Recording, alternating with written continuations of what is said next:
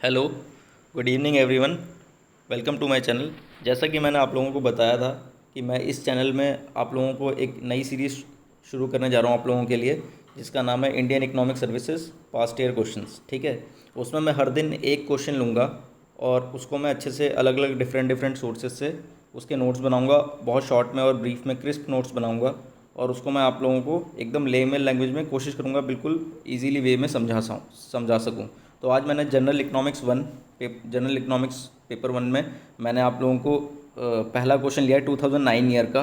तो उसमें पूछा हुआ है लॉरेंस कर्व बताइए, लॉरेंस कर्व क्या होता है। तो उसके बारे में हम लोग बात करेंगे, लॉरेंस कर्व क्या होता है।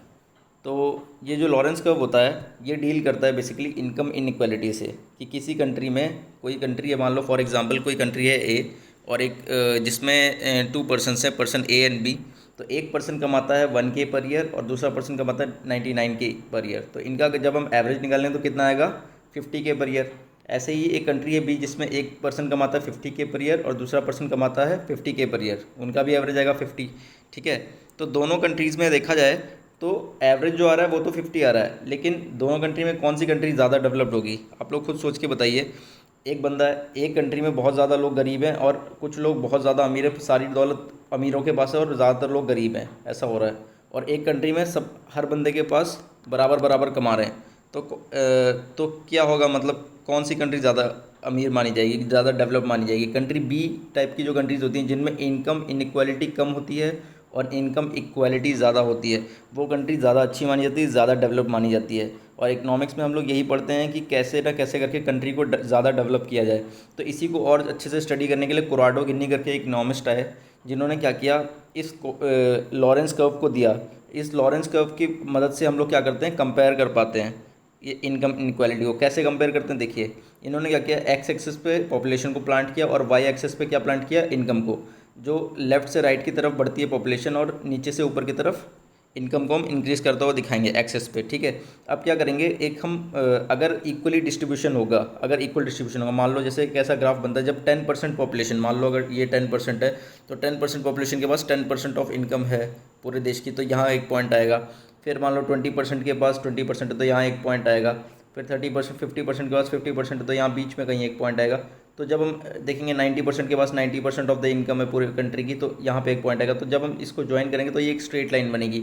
और ये स्ट्रेट लाइन क्या दिखाती है, कि जो ये स्ट्रेट लाइन ये दिखाती है कि ये इक्वल डिस्ट्रीब्यूशन है इनकम का, मतलब 10% पॉपुलेशन के पास 10% इनकम है, 20% पॉपुलेशन के पास 20% इनकम है देश की, इस तरीके से।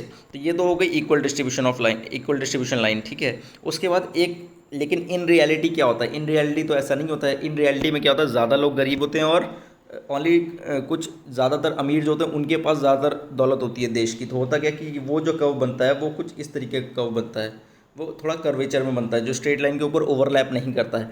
और ये जो डिफरेंस होता है इस इस इक्वल डिस्ट्रीब्यूशन वाली लाइन से, जो लॉरेंस कर्व का डिफरेंस होता है, ये जो कर्वेचर वाली लाइन बनती है इसी को हम लॉरेंस कर्व कह देते हैं।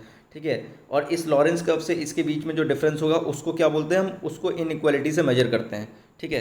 तो इसको और अच्छे से समझने के लिए हमें, जो कोराडो गिनी थे उन्होंने अपने नाम से एक कोफिशिएंट दिया जिसका नाम था गिन्नी कोफिशिएंट। गिन्नी कोफिशिएंट क्या दिखाता है कि ये जो शेडेड एरिया है, ये जो शेडेड एरिया जो मैं अभी शेड कर रहा हूँ, ये जो पेंसिल से ऑलरेडी शेड है मेरे नोट्स में, इस शेडेड एरिया को जब आप इस ट्रायंगल के एरिया से डिवाइड करते हैं ना, जो इक्वल डिस्ट्रीब्यूशन, और ये जो पूरा ट्रायंगल के एरिया से जब डिवाइड करेंगे, तो जो भी कोफिशिएंट आएगा, जो भी वैल्यू आएगी वो गिन्नी कोफिशिएंट कहलाएगी। ये हमेशा 0 और 1 के बीच में रहेगी। ऑब्वियस है, अगर हमारी ये लॉरेंस कर्व है ये इस लाइन पे लाई कर गया, तो मतलब क्या है, ये जो एरिया बनेगा, ये जो डिफरेंस बनेगा, ज़ीरो होगा।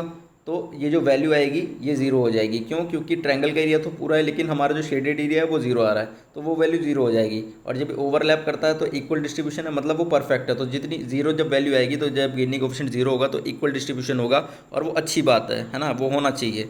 ठीक है। और अगर वो वैल्यू वन आ गई, अगर ये वैल्यू वन आती है, वन का मतलब होता है कि हमारा जो सारी जो दौलत है वो सबसे अमीर आदमी के पास है, मतलब एक ही आदमी के पास पूरी इनकम है। मतलब यहाँ से लेके पॉपुलेशन 100% पॉपुलेशन पे क्लिक करेंगे, मतलब टच करेंगे, पूरी पॉपुलेशन के पास ज़ीरो है, और एकदम 99.99 के बाद एकदम से पूरी अगला पॉइंट यहाँ पर आ जाएगा। तो हमारा जो कर्व बनेगा वो ऐसे सीधा जाएगा, 0 0 0, और फिर यहाँ पर जाएगा, क्योंकि 99% पॉपुलेशन के पास कितनी इनकम है, ज़ीरो है। ठीक है।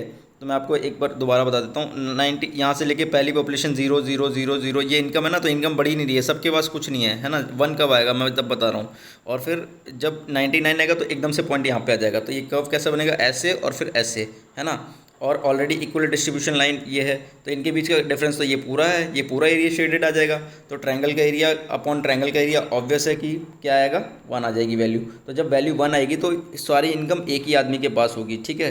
पूरे देश की इनकम एक आदमी के पास लाई करेगी। और इस लॉरेंस कर्व की हेल्प से हम क्या करते हैं, अलग अलग कंट्री के अलग अलग ग्राफ बनेंगे। जैसे मान लो ये कंट्री ए का है, तो कंट्री बी का कुछ इस तरीके का बनेगा, कंट्री सी का ऐसे। और हम इससे क्या करते हैं, अलग अलग कंट्रीज़ के कंपैरिजन कर सकते हैं इनकम इनक्वालिटी में, और ये पता लगा सकते हैं कि कौन सी कंट्री ज़्यादा डेवलप्ड है और कौन सी कंट्री कम डेवलप्ड है।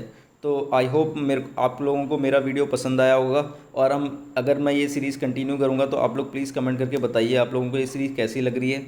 और जो भी इकोनॉमिक्स के स्टूडेंट्स हैं उनके लिए भी एक शॉर्ट वीडियो तैयार होती जाएगी इसी तरीके से। ये छोटे छोटे कंसेप्ट हैं, इनको आप देखते रहिए, और इस वीडियोस को और चैनल को लाइक करते रहिए और शेयर करते रहिए। Thank you and have a nice day.